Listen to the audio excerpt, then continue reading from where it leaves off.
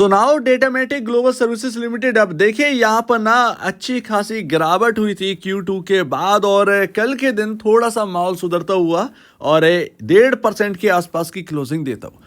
तो क्या अब ये स्टॉक को बाय करने का टाइम है या फिर अभी वेट करें, SIP करें इस स्टॉक के अंदर? सो अभी देखिए जो वोलेटिलिटी आपको देखने को मिल रही है कि अचानक से यहाँ पर जो है वो 50-60 यहाँ पर रुपए अप एंड डाउन यहाँ पर देखने को मिलता है। तो देखिए वो आपको देखने को मिलेगा क्योंकि ये एक स्मॉल कैप स्टॉक है ये, और यहाँ पर ना प्राइस बहुत बड़ा हो चुका है, सो दैट इतना वॉलेटिलिटी आपको देखने को मिलेगा। जब भी कोई एक बड़ी न्यूज़ या कुछ यहाँ पर देखने को मिलेगा तो वो यहाँ पर आपको देखने को मिलेगा। तो अभी यहाँ पर ना सिंपल है, आपको लेवल मैंने सजेस्ट कर दिए थे, और आपको अगर बाई करना है स्मॉल कैप में IT, देखिए अगर आप US के अंदर देखेंगे, सिंपली है US के जो निवेशक हैं वो एक वेल्थ कैसे उन्होंने क्रिएट करी है, वो सिंपल सी बात है, उन्होंने टेक पर बहुत ध्यान दिया है।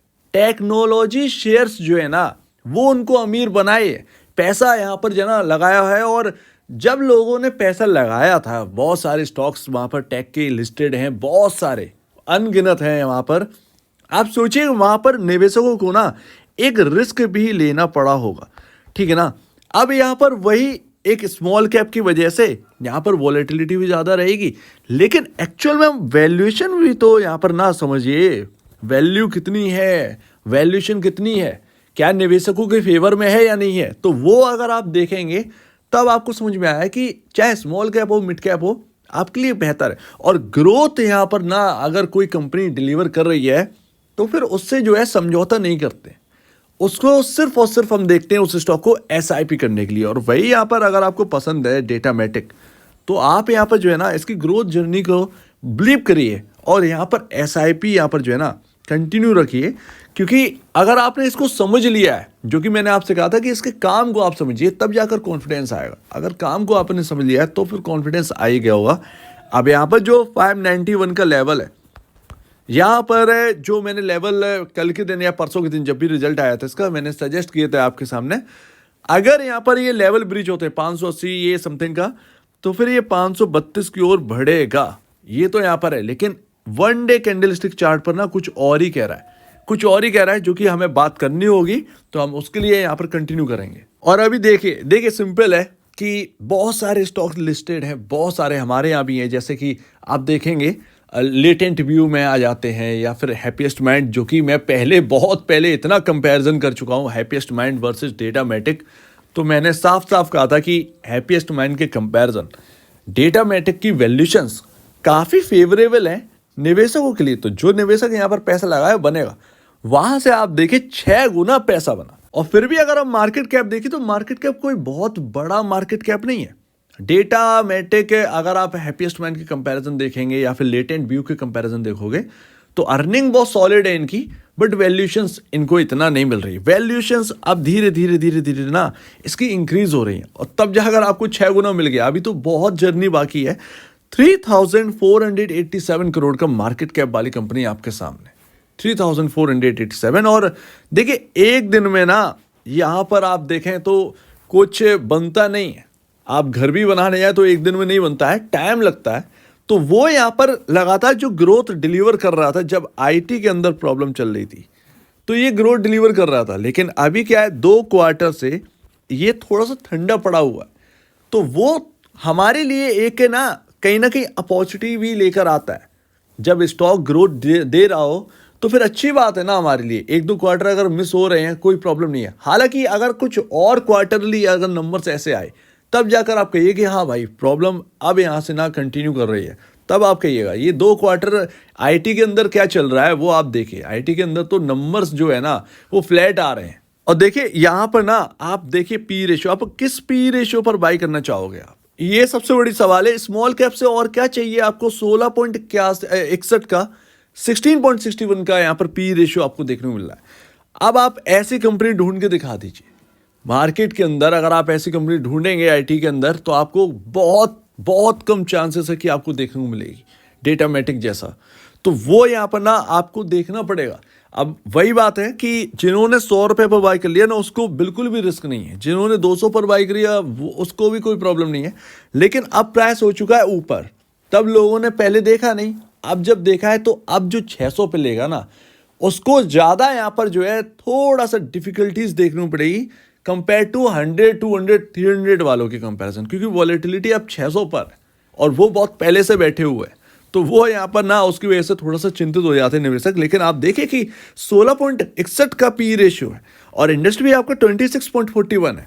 आप सोचिए यहाँ पर, और कितना सस्ता चाहिए, ऑलरेडी वो सस्ता हो चुका है। मान लीजिए अगर ये 580 तोड़कर ये 532 भी जाएगा तब भी आपके फेवरेबल है, और कितना सस्ता चाहिए। तो वही आपको बात समझनी है। बुक वैल्यू बढ़कर 194.58 पर पहुंच चुका है। आपका स्टॉक 590 पर वर्क कर रहा है। 200 रुपए के आसपास की आपकी बुक वैल्यू, 6 रुपए कम है, सिर्फ 6 भी नहीं, 5.5 कम है। तो वो आपकी 200 रुपए तो बुक वैल्यू है। उसके ऊपर अगर आप देखें तो 3 टाइम पर ही वर्क कर रहा है। तो कुछ बहुत महंगा अगर आप कहें तो वो नहीं है। हालांकि बस जो प्रॉब्लम है वो यही है कि 2 क्वार्टर से ये ठंडा पड़ा हुआ है। 2022 से 2023 मार्च के बाद यहाँ पर Q4 के बाद जो है ना सुस्ती दिखाई दी है, और सडनली वो सुस्ती ना बढ़ती जा रही है। लेकिन प्रॉफिटेबिलिटी पर भी यहाँ पर ना ये कुछ कर नहीं पा रहे, प्रॉफिट भी घट रहा है। तो प्रॉफिट अगर कैसे भी संभाल लेते तो अर्निंग पर शेयर पर इम्पैक्ट नहीं आता इतना ज़्यादा। तो इसकी जो वैल्यूएशंस है और इंक्रीज की बात करते हैं, लेकिन सस्ता हो चुका है। तो यहाँ से और ज़्यादा अगर सस्ता देख रहे हैं तो आप SIP के लिए देखिए, अगर आपको ये स्टॉक अच्छा लगता है तो। क्योंकि जब बाई का था टाइम तो वहाँ पर ना बहुत ज़्यादा मैंने बोला कि आप इसकी तरफ देखिए, आप इसकी तरफ देखिए। अभी क्या है, काफ़ी ऊपर आ गया है। तो वो आप ना यहाँ पर SIP करके आप चलेंगे तो ज़्यादा बेहतर है। थोड़ा सा यहाँ पर जो है ना आपका एवरेज बनता जाएगा, ये ज़्यादा बेहतर। तो 2 क्वार्टर से नेगेटिव जो ग्रोथ आ रही है ना, वही थोड़ा सा यहाँ पर प्रॉब्लम है। अदरवाइज कहीं ना कहीं अब जो बॉटम बनेगा IT के अंदर वो बहुत तंगड़ा बनेगा, और कहीं ना कहीं जो डेटा मैटिक वो कुछ करके दिखाएगा इस बार। इवन अगर आप पूरे मार्केट में भी देख लीजिए तो पी रेशियो में आपका जो मिड कैप है, मिड कैप बता रहा हूँ, मिड कैप 40 से बिलो का आपको पी रेशियो देखने को नहीं मिलेगा। बहुत कम कंपनियां हैं जो 40 से बिलो के काम कर रही हैं पी रेशियो पर। आप देखेंगे स्मॉल कैप के अंदर बहुत, मतलब ना के बराबर है जो अच्छी कंपनियां मैं बता दूं, ज़्यादा से ज़्यादा अच्छी कंपनियां ना 19 से 21 कंपनी है IT के अंदर जो खरीदने लायक है। आप ये ध्यान रखिए, बाकी सब कुछ नहीं है। ये ही कुछ कंपनियां बची कुची हैं और इन्हीं से काम चलाना है अपने को। बहुत ज़्यादा IT के अंदर ना लिस्ट आपको दिखेगी, लेकिन कंपनियां जो खरीदने के लिए हैं वो आपके पास इतनी है। तो उनमें से गिनी चुनी है, ज़्यादा से ज़्यादा 25 होंगी, इससे ज़्यादा नहीं है। आप सर्च कर लीजिए, आप पूरा स्टडी कर लेंगे तो आपको पता चल जाएगा। गिनी चुनी कंपनियां हैं सिर्फ, तो उसमें ये आते हैं ये भाई साहब। बात को समझिए, कोई भी स्टॉक इनके जैसा काम नहीं कर रहा है। ये जब 10 के PE मल्टीपल में वर्क करते थे ना, तब भी मैं यही कह रहा था, आज भी यहाँ पर यही दिख रहा है, 16 के PE मल्टीपल पर है। थोड़ा सा और अगर गिरावट आ गई तो फिर कहाँ पर निवेशक खरीदना चाहता है, वही एक बात आ जाती है। तो वो आप तय रखिए, 16.62 का ना PE रेशियो बहुत ही मामूली है। कंपेयर कर लीजिए, खुद भी स्टडी करिए, मेरी मत सुनिए, खुद भी स्टडी करिए। एंड लास्ट यहाँ पर अगर आप चार्ट पर देखेंगे, जो कि मैं बताने की कोशिश कर रहा हूँ, तो आपका 50 डे मूविंग एवरेज और आपका 100 डे मूविंग एवरेज ये आपका है। और यहाँ पर कहीं ना कहीं सपोर्ट लेने की कोशिश कर रहा है स्टॉक, और यहाँ पर 50 डे पर बंद है। तो अभी ना अगर ये लेवल टूट गए, जो कि इंपॉर्टेंट लेवल है, तो जो कि मैंने आपसे कहा था कि यहाँ पर ना आपका 580 के आसपास, ऑलमोस्ट 580 के आसपास ही मैंने बोला था, कहीं सॉरी 560, नॉट 580, 560 यहाँ पर, क्योंकि 560 पर डबल बॉटम जैसा बना था अभी फिलहाल, ये देखिए। तो अगर ये 560 का लेवल टूटता है तो ये 532 पर जाने की कोशिश करेगा। और अगर ये हो गया वाकई में कि ये 560 टूट गया, तो फिर मुझे नहीं लगता कि 532 भी इसके अंदर टिकेगा, बहुत मुश्किल है।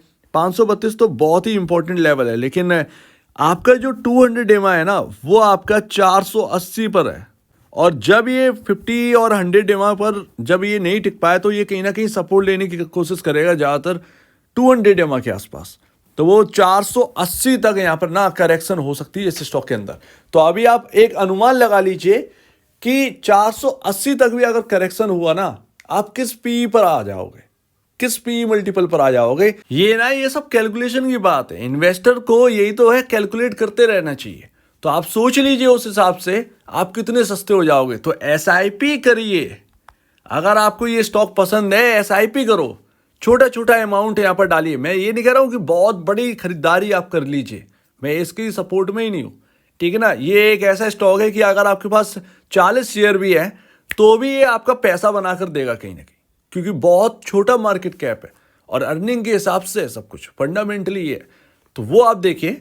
और यहाँ पर ना एक और बड़ी बात कि ग्रो ने यहाँ पर खरीदारी करी। हालांकि स्टॉक का शेयर मत देखिएगा कि ग्रो ने कितने खरीदे हैं, क्योंकि पहला म्यूचुअल फंड है, ठीक है ना, ग्रो का। तो वो बहुत कम अमाउंट से स्टार्ट करे हैं। 43 शेयर्स है, चलो मैं बता दूं, 43 शेयर्स खरीदे हैं, लेकिन ये स्टार्टिंग है। जैसे जैसे फंड में पैसा आएगा वो यहाँ पर खरीदारी करेंगे। उनका सबसे बड़ा अमाउंट जो है वो 2 करोड़ का इन्वेस्टमेंट है एचडीएफसी में अभी अभी फिलहाल। तो आप सोच लीजिए कि कितना छोटे अमाउंट से स्टार्ट किया। तो बहुत सारे शेयर्स हैं उस फंड में, तो उसकी वजह से तो एसआईपी आप इस स्टॉक के अंदर देखिए, छोटा छोटा अमाउंट डालिए, बहुत बड़े अमाउंट डालने की जरूरत नहीं है। जिनको भी पसंद है ये सबसे बढ़िया है। अगर करेक्शन आएगी आपका एसआईपी के तौर पर, यहाँ पर आपका एवरेज बन जाएगा। सिंपल है, कोई बहुत बड़ा करेक्शन क्यों होगा, ये एक बड़ा रीज़न है, वो हमें कहीं दिख ही नहीं रहा है। तो वो यहाँ पर है। तो आप मेरी बात मत सुनिए, आप स्टडी करिए, स्टडी करिए, अपने ब्रोकर से बात करिए, एडवाइजर हो तो एडवाइजर से बात करिए, एक कंफर्मेशन जनरेट होगा। सिंपल है। सो उम्मीद है आप इस बात को समझेंगे। आपका क्या कहना है इसके ऊपर कमेंट सेक्शन के, और अब बीच में वीडियो देखने के लिए बहुत धन्यवाद दोस्तों।